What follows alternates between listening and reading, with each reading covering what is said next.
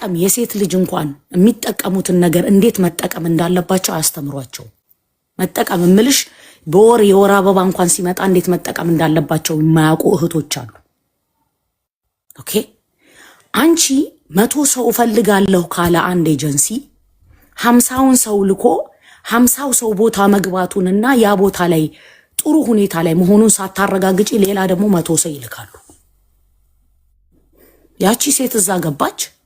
ኦኬ ቀይሩኝ ብላ ትደውላለች። የምትደውለው ኢትዮጵያ ላለው ኤጀንሲ አይደለም፣ ዱባይ ላለው ወይ ሳዑዲ ላለው ኤጀንሲ ነው የምትደውለው። ስትደውል 3 ወር ጠብቂ ትባላለች። እየተመታች ይሆናል። ከትላንት ወዲያ እኔ አዚዛ ጋር ገብቼ አይቻለሁ። ድረሱልኝ ብላ ቪዲዮ የላከች እህታችን። ኢትዮጵያኖች በአረብ ሀገር ላይ ርካሽ ተደርገን መታየታችን ብቻ ያንገበግበኛል። ለምን? ፊሊፒን ክብር አለው ሉላ። ፊሊፒን ክብር ያለው ደላላው ይሁን ኤጀንሲው ይሁን ለዘሩና ለአገሩ ህዝብ ራሱን አሳልፎ ይሰጣል። ክብራቸውን ያስጠበቁት እነሱ ናቸው። እኛ ጋር ግን ከእህት ከወንድሞቻችን ክብር የገንዘብን ክብር አስበለጡ። ካስገቧት በኋላ እዛው ተቀመጭ ይሏታል። 3 ወር የሚሏት የተከፈለ ብር ስላለ ያ ብር እንዳይመለስ ነው። ገባሽ? ይከፍላሉ። አልተስማማኝም ካለች አረቧ የከፈለችውን ብር ትቀበላለች። ስለዚህ ይቺን 3 ወር ታገሽ ይሏታል። አንድ አረቧንም ነው የሚሸውዷት። አረቧ እኮ ሰራተኛ ፈልጋ ነው። እህታችንም ልትሰራ ነው የሄደችው። በትክክል ጥሩ ቤት ብትገባ ልውጣ ብላ ተላለች አትልም። ምክንያቱም ለእንጀራ ነው የሄደችው። አመትም ይሁን 2 ዓመት ጥርሴን ነክሼ ገንዘብ ይዤ ሀገር ይመለሳለሁ ብላ ነው የሄደችው። የመደፈር ሙከራ እየተደረገብኝ ነው ድረሱልኝ ትላለች። ልጃቸው እየመታኝ ነው፣ በሽተኛ ልጅ አለ እየተመታሁኝ ነው አስወጡኝ ትላለች። ረሃብ እየተራብኩኝ ነው፣ ያለ ምግብ ነው የምሰራው አስወጡኝ ትላለች። 3 ወር ታገሺ ትባላለች። 3 ወር በምትታገስበት ጊዜ ልትሞት ትችላለች። ኩላሊት በሽተኛ ልትሆን ትችላለች።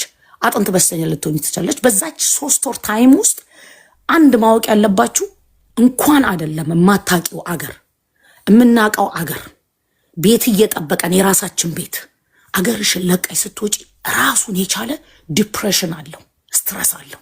እንኳን እነዚህ ከአገር ወጥተው የማያውቁ እህቶች ሉላ አገርሽን ቤተሰቦችሽን ጥለሽ ነው የምትሄጂው። ገባሽ? ቤተሰብ እናት አባትሽ ያሉትን ቤተሰቦችሽን ጥሎ መሄድ ራሱ አገርን ጥሎ መውጣት የምታውቂው ቤት እየጠበቀሽ እንኳን ያ ራሱ ብቻውን ስትረስ አለው። እቺ እህት ደግሞ ገባሽ ሰው ቤት በቋንቋ አትግባባ፣ አረበኛ አታቅ፣ እንግሊዘኛ አታቅ፣ የሚሏትን የሚጠሯትን ምን እንደሚሏት አታቅ። ይሄ ብቻውን ያስጨንቃታል። እንኳን ምትመቶባት፣ እንኳን ረሃብ መቶባት፣ እንኳን የመድፈር ሙከራ ተደርጎባት። ይሄንን አያዩላቸው። 3 ወር ጠብቅ ይባላሉ። አዳታይም ስንት እህቶቻችን እኮ በሽተኛ አእምሮ በሽተኛ ለምን ይሆናሉ? ለምን? ልሰራ የወጣች እህት። ይሄ ሁላ ነገር ሊስተካከል የሚገባው የመጀመሪያው ኤጀንሲ ላይ ነው። ኢትዮጵያ የተቀመጠው ኤጀንሲ ፍቃድ ሲያወጣ ይውልሽ ለመንግስት የሚያቀርበው ነገር አለው። ገባሽ? ያ ያቀረቡትን ነገር ስለወጡት ስንት ልጆች ላኩ። ያንን ዲቴል ቢከታተሏቸው ኦኬ፣ እነሱ ገንዘባቸውን ነው። እህታችን እኮ የምትሄደው በነፃ ነው እንደሚልኳት። እሷን እርዳታ እየረዱ ነው እንዴ? ከፍላ ነው የምትሄደው። ለከፈለችው ደግሞ ሐቋ ሊጠበቅ ይገባል። ሉላ እነሱ ኢትዮጵያ ያሉት ኤጀንሲዎች ሳዑዲም ይሁኑ ዱባይ ካሉት ኤጀንሲዎች ጋር ጫና አድርገው ቢይዟቸው ይመስተካከል ይችላል። ኦፍ ኮርስ ይስተካከላል። እቺ ልጅ 10 ልጅ ልከናል። 10ዎቹ ልጆች የት ነው የገቡት? በስልክ አገናኘኝ ብላ ከዚህኛው ኤጀንሲ ጋር። ምክንያቱም የአንድ ሰው ህይወት ቀላል ነው እንዴ? ዛሬ ላይ እኛ የምንጮኸው አንድ ሰው አንድ ነገር ሆነ ሲባል ነው። የሚያሳዝነው ነገር ዛሬ አንድ እህታችን ሞተች ሲባል የእሷ ህይወት ቀላል ነው። ልክ እንደዛ በሺ የሚቆጠሩ እህቶቻችን ስቃይ ላይ ነው ያሉት። የማይላክልኝ ነገር የለም። እኔ የማይላክልኝ ነገር የለም። ሉላ እዚህ ውስጥ ያላችሁ በሙሉ ማለት ይሄ በጣም በጣም ሊሰራበት የሚገባና ከላይ መስተካከል ያለበት ነገር ስላለ ነው። አንዳንዱ ጥሩ ህይወት ላይ ስላለ አረብ ሀገር እየኖሩ ጥሩ ህይወት ላይ ያሉ ሰዎች አሉ። ሁሉም አረቦች መጥፎ አይደሉም። በጣም ጥሩ አረቦች አሉ። ሉላ ሰራተኞቻቸው ሳይበሉ እነሱ የማይበሉ አረቦች አሉ፣ አላህን የሚፈሩ ሱብሃነሁ ወተዓላ። አንዳንዶቹ ደግሞ ቤት ውስጥ የሚጠጡ አረቦች አሉ። ኦኬ፣ ቤት ውስጥ ሌሎች ነገሮች የሚያደርጉ አሉ። እነሱን ላይ ጫና አለ እህቶቻችን ላይ። የፊሊፒንስ የሚገርምሽ ኢትዮጵያዊና ፊሊፒን አንድ ቤት ውስጥ ሆነው እኩል ክብር የላቸው። ኢትዮጵያዊና ፊሊፒን አንድ ቤት ውስጥ እየሰሩ ማለት ነው። ፊሊፒን አብዛኞቹ እኔ ስላየሁኝ ነው። ፊሊፒን እኔ ሱቅ ውስጥ አብሬያቸው ሰርቻለሁ። የሚሰሩት የሚለፉት መቼ እንደሆነ ታውቂያለሽ? ሰዎቹን ሲያዩ ነው። አንቺን ያስቆጣቆራሉ። እንደውም እነሱን ያስጠቁራቸዋል። የኛ ልጆች ደግሞ ሰው ቢኖር ባይኖር እንደ አፈር ነው የሚፈጉት። የኛ ልጆች ማለት ነው። ክብር ያለው ማን ነው? የፊሊፒን ህይወት ክብር አለው። የፊሊፒን ለምን አሰልጥነዋቸው ትሬኒንግ ሰጥቷቸው በደንብ አሳይተዋቸው ለራይታቸው እንዴት መቆም እንዳለባቸው የሚሰጥ ሊስት አለ። አንቺ ራይትሽ ሰው ቤት ስትቀጠሪ አለ የሚሰጥ ወረቀት አለ። ያንን ወረቀት ለኛ ልጆች አይነግሯቸውም። ሰው ቤት ሲገቡ ምን ራይት እንዳላቸው ምን ራይት እንደሌላቸው አይነግሯቸውም። አያውቁም። የማዳሟ ራይት አለ፣ ያንቺ ደግሞ ራይት አለ። የእንቅልፍ ታይም ራይት አለሽ፣ የምታርፊበት ታይም ራይት አለሽ። አያውቁም ይሄንን። ስለዚህ የኛ ልጆች ምን ይሆናሉ? ጢባ ጢቦ መጫወቻ ይሆናሉ። ይሄንን ማን ነው ማስተካከል ያለበት? የመጀመሪያው ኤጀንሲው ዱባይም ይሁን ሳዑዲም ይሁን ካለው ኤጀንሲ ጋር ጥብቅ ክትትል 50 ልጆች ላኩ። አሁን እኮ በመቶ የሚቆጠሩ እህቶቻችን እኮ መተው እኮ የት ነው የሚቀመጡት? የት እንደሚቀመጡ ታውቂያለሽ? ስቶሬጅ ዱባይ ከሆነ ዱባይ ስቶሬጅ ያስቀምጧቸዋል። ስቶሬጅ እምልሽ ምንድነው? የሰው ስቶሬጅ በይው እህል መጋዘን የሚቀመጥበት እንዳለው እህቶቻችንን ለምን የሚገቡበት ስራ የለም። ሲጀመር ስራ ሬዲ ሳይሆን ለምንድን ነው ከአገራቸው አምጥተው እዛ በረሃብ የሚያስቀምጧቸው? ሰውነታቸው ቆስሎ የሚጠቀሙበት የወር አበባ የሚጠቀሙበት የሌላቸው ልጆች አሉ። ሉላ የሚበሉት ምግብ የሌላቸው ልጆች አሉ። ያውቃሉ። እዚህ ውስጥ ያሉ በሙሉ ብዙ ኢንፎርሜሽን አለ።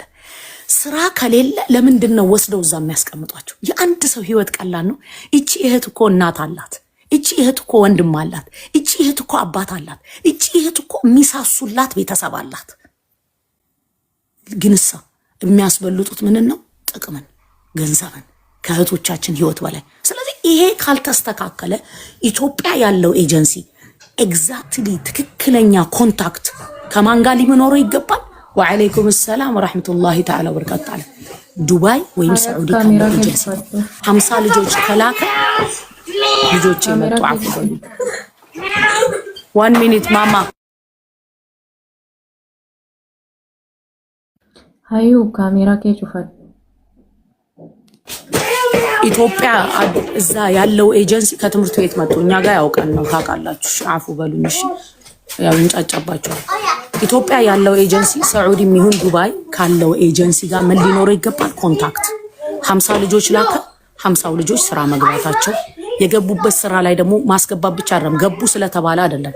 ኦኬ 50 ልጆች የገቡበትን ኮንታክት ስጡኝ፣ በዋትስአፕ አለ። ያለሽበት ሁኔታ እንዴት ነው? ወላሂ ቅንጦት አይፈልጉም የኛ ልጆች ከሄዱ ለስራ ካልተመቻቸው ችግር ካልደረሰባቸው ስቃይ ካልደረሰባቸው ቤት ቀይሩኛ አይሉም። አበደን አናግረው የሚቻል ከሆነ ኖርማል ከሆነ ያለባት ችግር በዛ ማለፍ የምትችል ከሆነ አድቫይስ ተሰስቷል። አይ ከአቅሜ በላይ ነው ካለች ሌላ ቤት፣ ካልተቻለ ደግሞ ወደ ሀገሯ መመለስ፣ በቃ ገንዘቧን መመለስ። ይሄን ኃላፊነት ወስደው ነው ሊወስዱ የሚገባው። ይሄ በደንብ መስተካከል ያለበትን ነው የመጀመሪያው ሉላ። ከእንደገና ደግሞ አሁን ኤምባሲ ላይ ነው ሁሌ የምንጮህ አይደለ? ሳዑዲ ችግር ከደረሰ ሳዑዲ ኤምባሲ ለምን ዝም አለ እንላለን አይደል? ዱባይ ከደረሰ ዱባይ ኤምባሲ ዝም ለምን አለ እንላለን አይደል? እኔ ኤምባሲን ብቻ አልናገርም። ኤምባሲን አድቫይስ እንደ ተመልካች ስታዩ ነገሩን በሙሉ እዛም ነበርኩ እኔ ዱባይ ነበርኩ እኮ ከ9 ዓመት በላይ ተቀምጫለሁ ዱባይ አውቃለሁኝ። ጸጉር ቤት ነበረኝ። ጸጉር ቤት ውስጥ ይመጣሉ የኛ ልጆች የሚያወሩትን ሰማለሁ። አረቦች ይመጣሉ ልጆቻቸው ጋር እየደወሉ ያገናኙናል። እንጀራ ምን አማራቸውን ስጧቸው እያለን እንልካለን። ሉላ አይ ኖ ኢት